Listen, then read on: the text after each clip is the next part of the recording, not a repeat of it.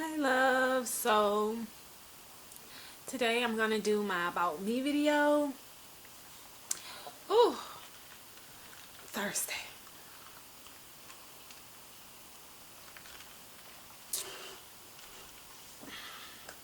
So I was just sitting here, I was like, look, I need to do a video, and I think that right now I've got enough subscribers so that I can let you guys know a little bit about me.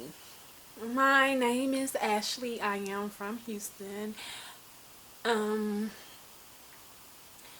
I'm 25. My birthday is in April the 4th, 1988 to be exact. But yeah, and I like taking long walks on the beach. Now I'm just playing, but I do like nature though. I don't have any kids. I am single right now. I tell you guys about me. I love music. Into late 90s, late 80s, early 90s, 2000s. Um, some of the R&B is good now, but I like R&B like Brian McKnight, As Yet, SWV, Escape. I like old stuff like that. So, yes. So another thing about me is, I have one brother and one sister. My brother is older than me. He's 28. And my sister, we're actually 11 months apart. She's 24. Um, what else can I tell you guys about me? It's just so much. And I don't want to make this video longer. So whatever I don't cover in this video, if you guys want to see part 2 of about me, just thumbs up this video and I'll go ahead and do that. But let me go ahead and finish. A lot of you guys, if you follow me on Instagram, you know that I'm always in the doctor's office or in the hospital, and that's because I have lupus and pulmonary fibrosis. In 2008, I had a breast reduction, and yeah, I had a breast reduction. And actually, if I can find a picture, I'm going to insert a before and after here, and you guys can check that out. But I had a breast reduction, and shortly after that I started experiencing issues, like shortness of breath, dark circles around my eyes. I just knew something wasn't right, so I started going to the doctors. I had been to like at least 3 or 4, and nobody could tell me what was going on. They kept, sending me to this doctor or sending me to that doctor. So eventually I ended up at a rheumatologist, and she started testing me for lupus and different types of autoimmune system, connective tissue diseases and conditions and stuff like that. And she tested me for lupus, and she was like, you have lupus. At this point, I've never heard of lupus. I don't know what lupus is. At this point, I'm a 20-year-old that has been healthy for 20 years, and now, I'm not so healthy anymore. And, so I had to learn a lot about lupus, and I'm still learning about lupus because I don't, they say it's, hereditary, but nobody in my family has lupus. So I don't know. But anyway, so, okay, I have lupus. So, they put me on steroids, which, made my breathing a little better. So I was still working at this time. And so what else? Yeah, so I'm still working at this time, and I ended up getting pneumonia. I don't know how. It was my first time ever having pneumonia. And I thought it was like a cold or something. And so I knew that I had a doctor's appointment a few days away, and I was like, I'm just gonna wait until I go to the doctor. And it was a pulmonologist that I was going to see because of the breathing issues. And it's like, I'm just gonna wait. And so I waited until the doctor's appointment, and I went in, and he was like, you have pneumonia. It's not something I can treat here in my office. You're gonna have to go to the hospital. So I went into a hospital where they admitted me. It was like, you have pneumonia. They started setting me up with an IV and antibiotics, and I stayed in that hospital for a week.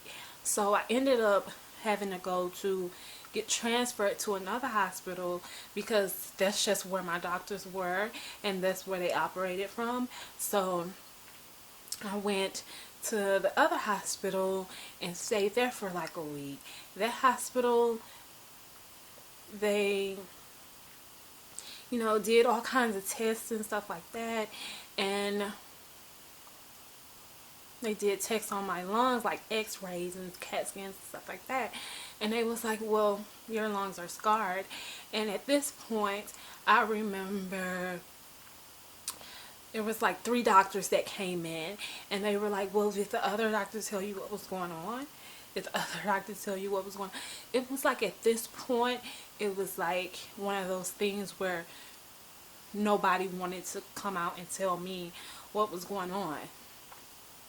So the doctor finally came in. The doctor was like, your lungs are scarred, and we're going to put you on this medicine. If this medicine don't work, you're going to need a lung transplant. So at this point, I'm young. I'm 20, 21. I'm like, this medicine is totally going to work. Totally not going to need a transplant. This medicine is going to work. So at this point, I was very sick. And looking back, I didn't know how sick I was until I look back now, and I'm like, girl, you was sick. You was really sick. And to be at this point today, I'm very thankful because I've gotten so much better. It's not, where I would like to be, but I'm thankful to be where I am today. And I owe that all to the man upstairs, God. I would not be nowhere without him, as far as my strength, as far as staying positive throughout this whole situation and everything. So I went through all of the hoops to my breathing. It got better, but not to the point where I can run and dance and stuff like that without needing my portable oxygen machine. And let me show you guys right here. It's actually right here. This is my portable oxygen machine, and this is just a low card that it goes in my nose. And when I'm out, when I go out, I do need to take this. I do try to use it all the time because, I don't want my oxygen to drop. That's not good. Yeah, so I'm gonna use it. I don't know. They say I still will eventually need a transplant, but they don't think it's good to do it right now because they don't want to transplant you too early, and they don't want to transplant you too late. So they say that I don't need it right now at this point. They say that my lung function is low, but it's not as low as others. So I'm thankful for that also. And excuse me. And so I'm thankful for that. And I've been going through the thing with this transplant for a year now. They took me off the list, and right now it's just kind of like a follow-up stage. So they're monitoring my breathing and my health and stuff like that. If it gets worse, then they gonna put me back on the list for a transplant. How do I feel about the transplant? That's a whole different video. So if you guys want to know how do I feel about receiving a lung transplant, because I'm 25 and I don't need one, I need a double lung transplant. So if you guys want to know about my true feelings about a transplant, please thumbs up this video so I can know, and then I'll make it if enough people are interested in how I feel about receiving a lung transplant. Is it difficult? Yes. I'm not even to sit up here and make it seem like, I don't, I'm not just to make it seem like everything is all perfect, because it's not.